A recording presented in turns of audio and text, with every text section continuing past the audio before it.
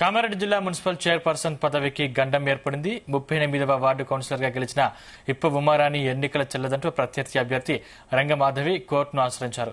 ఇది కామారెడ్డి మున్సిపల్ రాజకీయాల్లో తీవ్ర చర్చనీయాంశంగా మారింది.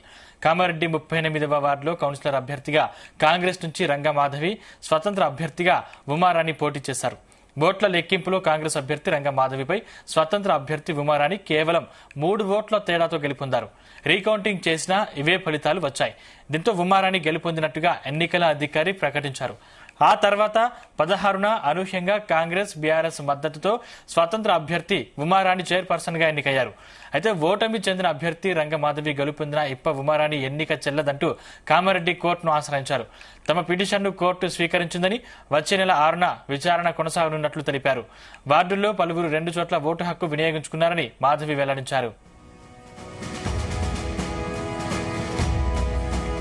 నాలాంటి ఒక సాధారణ ముదిరాజ్ అమ్మాయికి ఇట్లాంటి గొప్ప అవకాశం ఇచ్చిన కాంగ్రెస్ పార్టీకి, రేవంత్ రెడ్డి గారికి, షబ్బీర్ అలీ గారికి నా ధన్యవాదాలు. మమ్మల్ని నమ్మి ఇంత మంచి అవకాశాన్ని, ఈ పదవిని మాకు అందజేసిన శ్రీ గౌరవనీయులైన షబ్బీర్ అలీ గారి నా నమ్మకాన్ని నిలబెట్టుకొని మేము ముందుకెళ్తాము. ఖచ్చితంగా మేము పట్టణ అభివృద్ధికి సహకరించి ముందుకు తీసుకెళ్తాం. Kamareddy municipal chairperson.